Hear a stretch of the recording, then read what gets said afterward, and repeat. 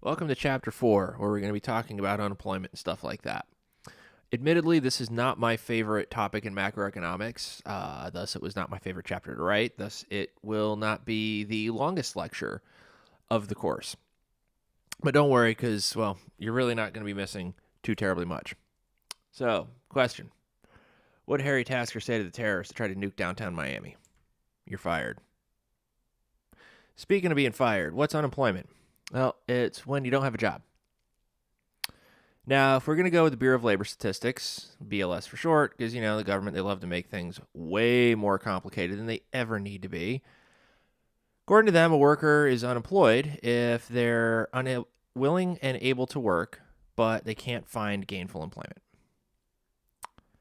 Of course, there's more to it than just this, right? Because, well, you got to be at the right age, which is 16 or older. You can't be a mandatory guest of the state, which is just fancy speak for not being in prison or a mental institution. And you have to have been actively seeking employment in the last 4 weeks, which means, trying to find a job. Now, what's the unemployment rate? Why are we talking about an unemployment rate instead of just like the number of unemployed people? Well, let's just suppose for a minute you've got 1 million unemployed people. Does the number of unemployed workers by itself really mean anything, right? You can have 1 million or 2 million unemployed workers. What does that mean? Well, nothing beyond what I just said. There's either 1 million or 2 million people that are unemployed. So we really need to know what that number is relative to, because we need this number that's relative to some part of the population that's going to give us a good idea as to the impact of the number. Because you could have 1 million people unemployed with a population of 100 million. You could have 2 million people unemployed with a population of 300 million, right? The million people all of a sudden becomes much worse than the 2 million people, even though technically the raw numbers, 2 million is, well, 1 million bigger than 1 million. So we need to tie it down to something to give us a good idea as to what the state of the economy is given the number of people that are unemployed. So could we start with everybody who's like 16 and over, not in prison or an institution? Yeah. But what about like that lazy bum who just sits on his ass and doesn't want to work? I mean, did you ever see Office Space? The guy that's like, hey, you don't need $1 million to do nothing, man. Look at my cousin. He's broke, don't do shit.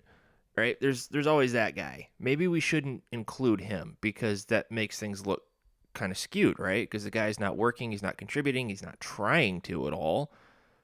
Let's not lump them in there because they're not looking for work. So that subset of the population gets ruled out. What about old retired people, right? Should we include them? Well, they kind of already worked, didn't they? They kind of already saved up. And if they retire, well, it's not like they don't want to be out of a job anymore. They chose to be out of a job. They're like, hey, I've done my part. I'm done. Right? So maybe we can just let them enjoy like being old without having to, keep working. So let's drop them too. Now, people in the military, maybe that one occurred to you. What about people in the military? I mean, if you're in the military, you are by definition not unemployed. So we actually drop them from the unemployment stuff too. So you're probably going like, well, what the hell do we use? It sounds like we're dropping a lot of stuff. Well, after thinking about it for a long time, it's been decided that we're going to be using the number of unemployed workers relative to the size of the labor force. Right? And the labor force is a sum of employed and unemployed people, minus, of course, all the stuff that we talked about in the previous slides, like, the retired people, the lazy guy, somebody's under the age of 16, somebody's in prison, mental institution, things like that. And this is going to give us a way to see how much the impact of the number of unemployed people actually is by giving us an unemployment rate rather than just the number of people that are unemployed. And the unemployment rate is the number of unemployed people who are currently looking for work divided by the labor force, which is the sum of employed and unemployed workers. So equations 1 and 2 are the same thing, right? Just number of unemployed divided by the number in the labor force. If the labor force is equal to the people that are unemployed plus the people who are employed, right? Equations 1 and 2 thus say the same thing. So you can use either one depending on the information that you've been given. So what determines the labor force? Well, Like I said earlier, you can't be incarcerated or committed to a mental institution long term. You can't be in the military, and you have to be of the working age. So let's look at the unemployment rate. This is unemployment rate between 2000 and 2023. And you'll see there are three distinct peaks, kind of getting progressively worse as time goes on. All right, so you get this first peak here, it's like 2003-ish. Here's around 2009 when the unemployment rate peaked at about 10%. This is after the financial crisis of 2007, 2008. That was a wonderful time to be alive and trying to find a job. That wasn't fun at all. And then the unemployment rate slows down pretty slowly, although it begins to creep down below 4%, which is very, very good. Unemployment was incredibly low prior to March of 2020 when the unemployment rate spiked at like 15% or something during COVID. It was absolutely miserable. There's a sharp decline from that, and then unemployment's been relatively low ever since. And if you think about it, right, the last few recessions we've had, unemployment's been pretty high, and that's kind of where you see unemployment peak. So, okay, well, whenever we're in a recession, unemployment tends to increase. We can see that. That's interesting enough to think about. Okay, let's move on, though. Labor force participation rate. What's that? Well, we had the unemployment rate, right, which is the number of people unemployed divided by the labor force. But that's not telling us everything, really.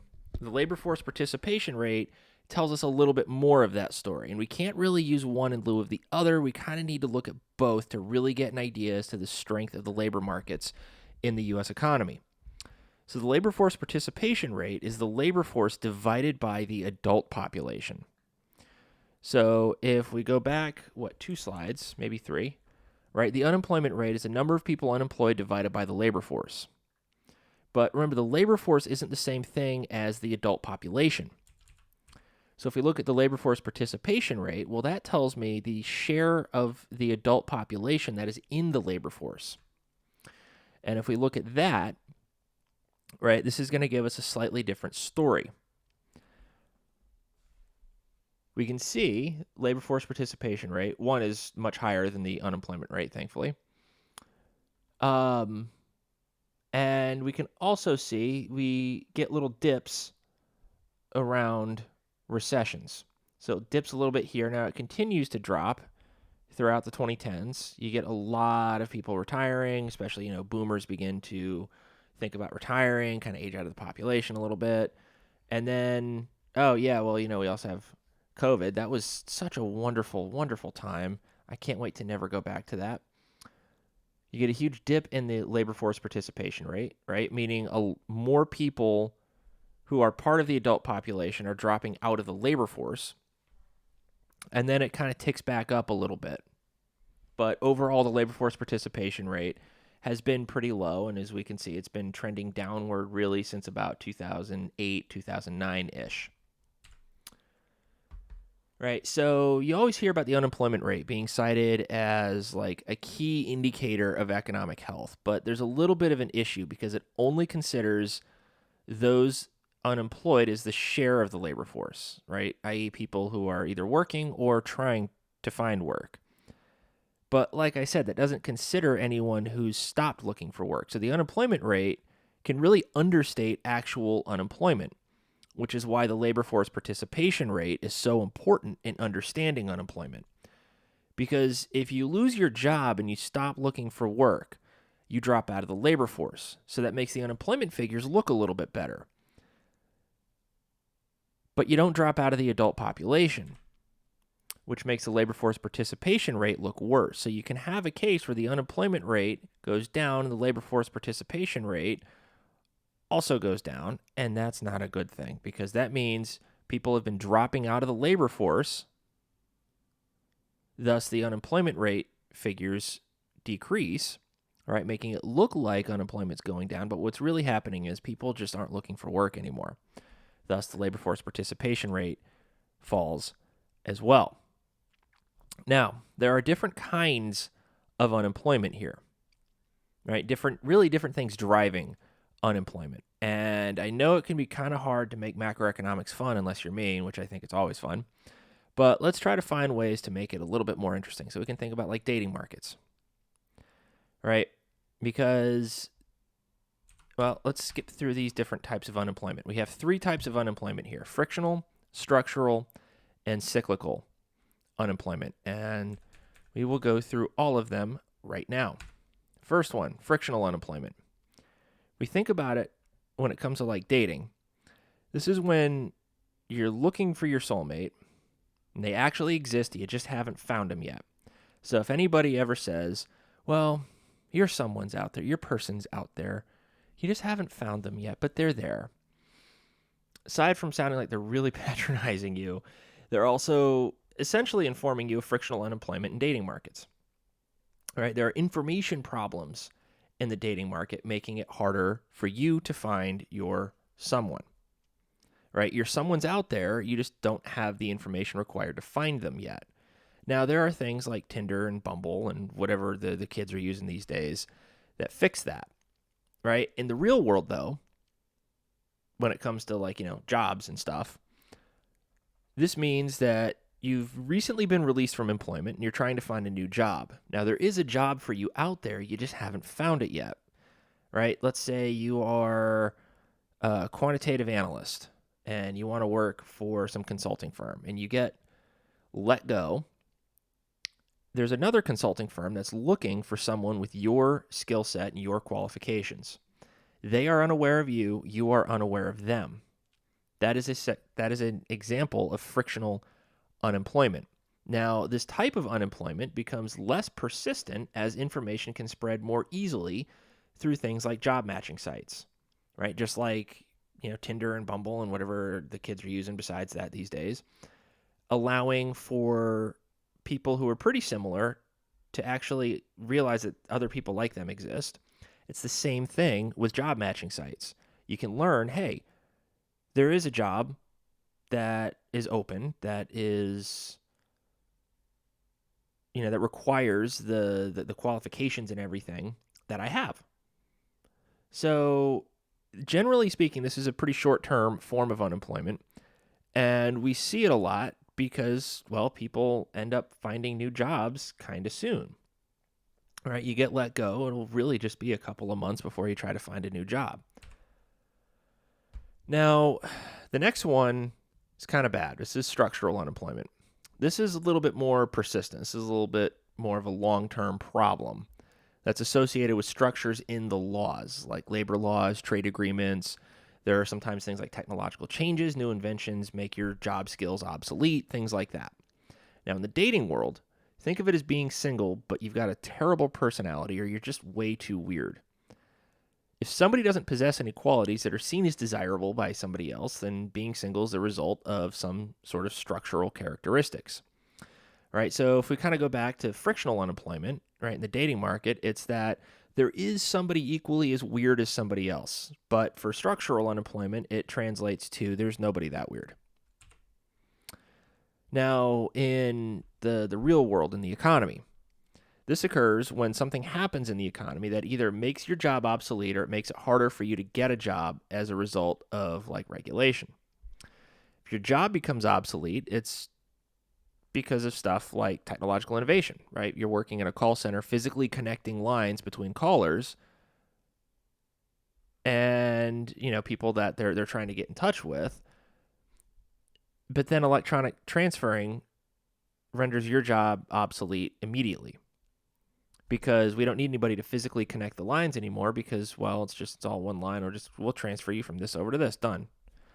All right, if you're a truck driver and Tesla comes out with like self-driving trucks, well, your job's no longer needed. Your skills are now obsolete in the new economy. In that sense, you would now be structurally unemployed.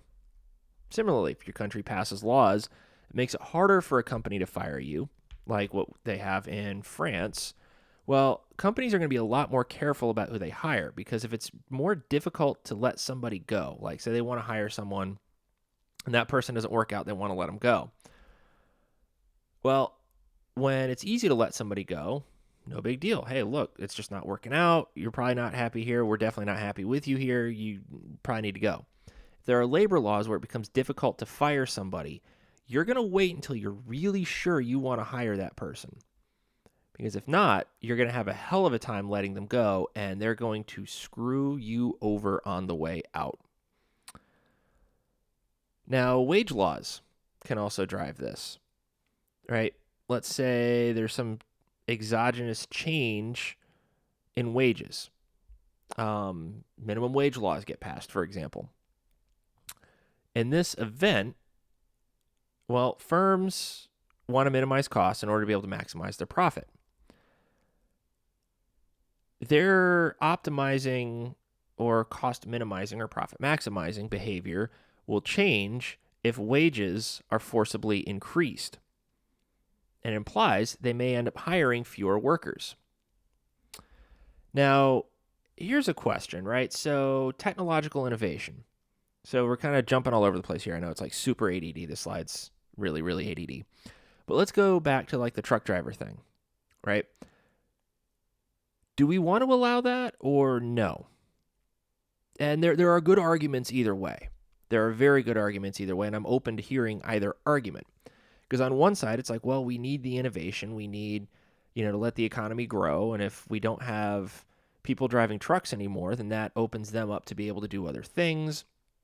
And, prices get lower overall. Okay, that's cool. But at the same time, you get a lot of people that are losing their jobs, and maybe we don't want to let that happen. So according to economic theory, there's got to be an answer, right? We can't just be like, well, it's an open-ended question. We're just going to move on from there. Yes, actually, there is some economic theory here.